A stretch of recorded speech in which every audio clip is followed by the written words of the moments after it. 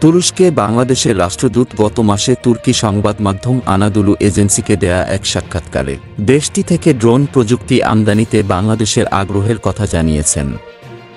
ডিফেন্সিয়া নামে সামরিক একটি ওয়েবসাইটের তথ্য বলছে, বাংলাদেশ তুরস্কের কাছ থেকে aircraft, aerial vehicle, air defence system, armoured vehicle, attacking helicopter, artillery system, electrical warfare system, radio communication system ক্রয়ের বিষয়ে আগ্রহ প্রকাশ করেছে। গত ডিসেম্বরে তুরস্কের পররাষ্ট্রমন্ত্রী বাংলাদেশ সফরের প্রধান লক্ষ্যই ছিল অস্ত্র বিক্রি। সে সময় আলোচনা কতটা ফলপ্রসূ হল সে বিষয়ে কোনো পক্ষ থেকেই কোনো বক্তব্য মেলেনি। তবে মাস যেতে না যেতেই দুই পক্ষের হয়ে গেল চুক্তি।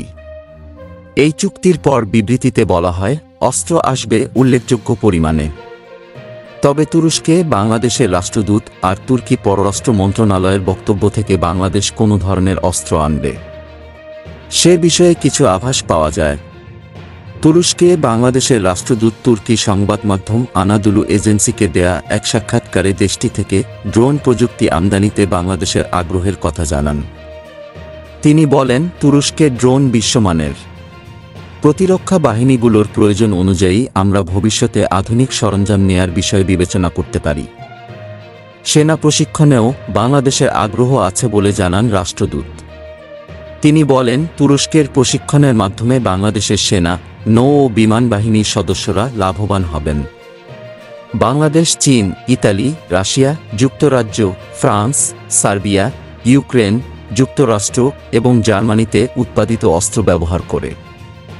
সুইডেন ভিত্তিক সিপোরির দেয়া তথ্য অনুযায়ী বাংলাদেশ তুরস্কের কাছ থেকে বড় রেঞ্জের মিসাইল কিনবে। গত ডিসেম্বরে তুরস্কের পররাষ্ট্রমন্ত্রীর বাংলাদেশ সফরে অস্ত্র কেনার প্রস্তাব দেওয়া হয়।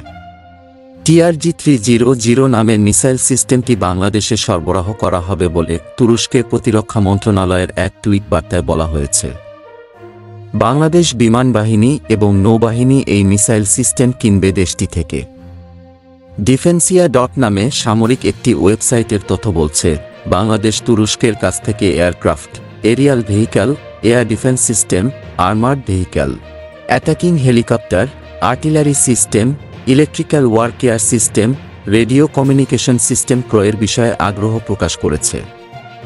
গত ডিসেম্বরে ঢাকা সফরে এসে তুরস্কের পররাষ্ট্রমন্ত্রী বাংলাদেশের পররাষ্ট্র উপদেষ্টার সঙ্গে বৈঠকের পর তুরস্কের পররাষ্ট্রমন্ত্রী বলেন, তার দেশের তৈরি অস্ত্র মানসম্পন্ন এবং দামে কম।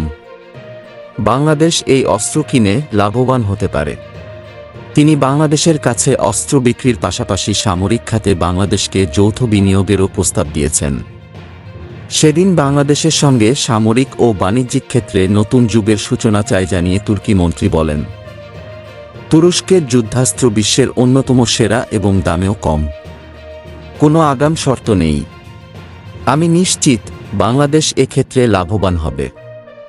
এরপরই দেশটিতে বাংলাদেশি রাষ্ট্রদূত তুরস্ক থেকে উচ্চ প্রযুক্তির ড্রোন সহ অন্যান্য সামরিক সরঞ্জাম কিনতে বাংলাদেশ আগ্রহ প্রকাশ করেন।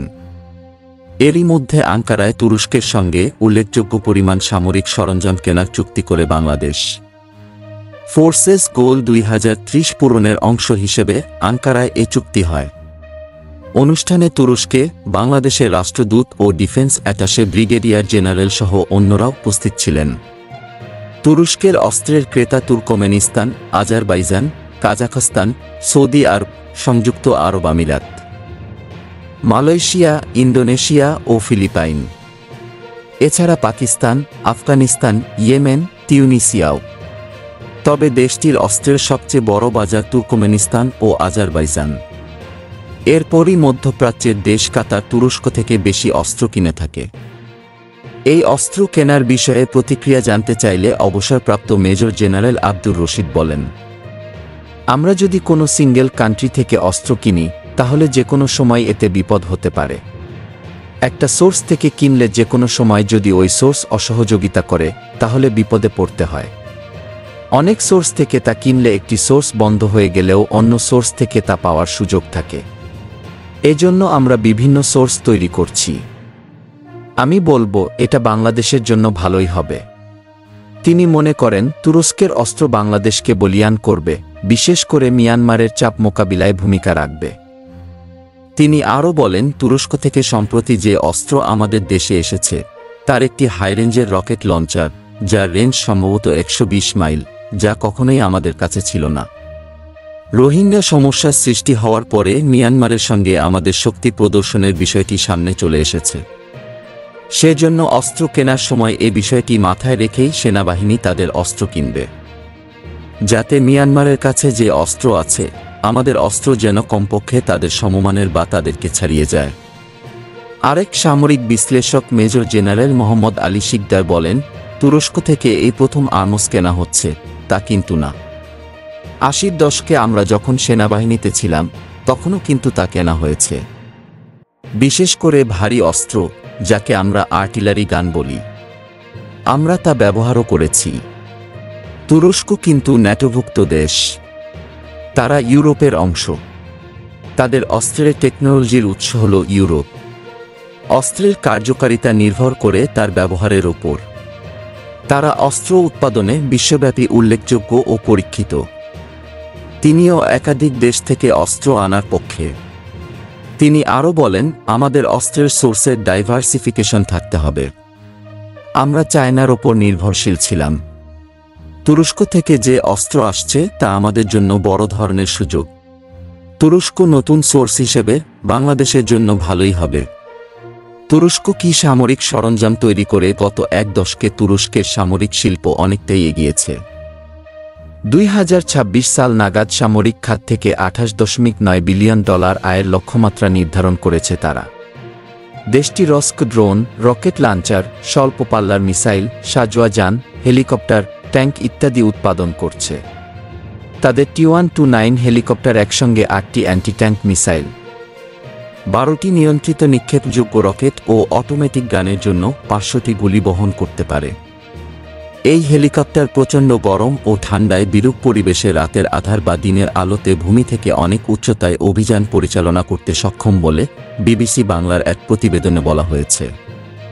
T-15 ফিট টিনা মিসাইল 30 সেকেন্ডের মধ্যে 40 কিলোমিটার দূরের লক্ষ্যবস্তুতে আঘাত হানতে পারে। বাংলাদেশের সঙ্গে তুরস্কের অস্ত্র বিক্রির চুক্তি এখনও আলোচনার পর্যায়ে আছে। তুরস্ক মূলত সামরিক drone, rocket launcher, missile, helicopter, সাজোয়া যান, যুদ্ধজাহাজ ও ট্যাঙ্ক বিক্রি করতে চাইছে। কতটা কার্যকর তুর্কি সামরিক সরঞ্জাম?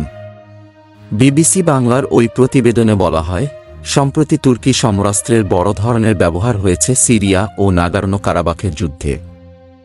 তুরস্ক সিরিয়ার যুদ্ধে অপারেশন অলিভ ব্রাঞ্চে কুর্দিদের বিরুদ্ধে নিজস্ব সমরাস্ত্র ব্যবহার করে সফল হয়েছে তুরস্ক। নাগর্নো কারাবাখের যুদ্ধে আজারবাইজান তুরস্কের সরবরাহ করা ড্রোন ব্যবহার করে ফরাসি সহায়তাপুষ্ট আর্মেনিয়াকে পরাজিত করেছে।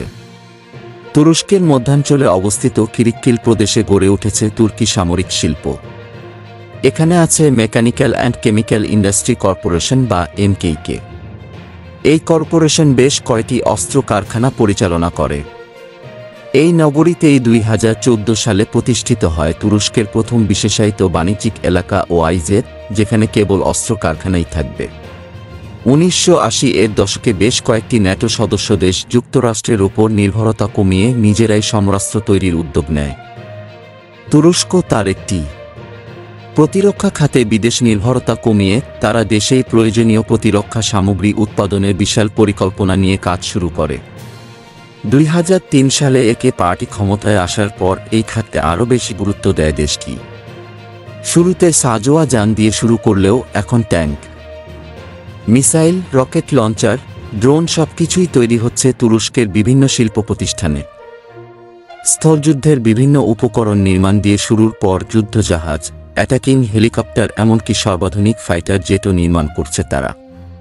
পাশাপাশি ইলেকট্রনিক ওয়ারফেয়ারের বিভিন্ন প্রযুক্তিও উৎপাদন করছে দেশটি। 2020 সালের শেষ দিকে এসে দেশটির দুটি প্রতিষ্ঠান যৌথভাবে টর্পেডো উৎপাদনের ঘোষণাও দিয়েছে।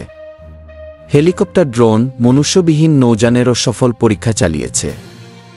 বর্তমানে তারা মনোযোগ দিয়েছে মনুষ্যবিহীন সাজোয়া যান, underground and tunnel warfare weapons এবং ট্যাঙ্ক বিধ্বংসী অস্ত্র উৎপাদনে।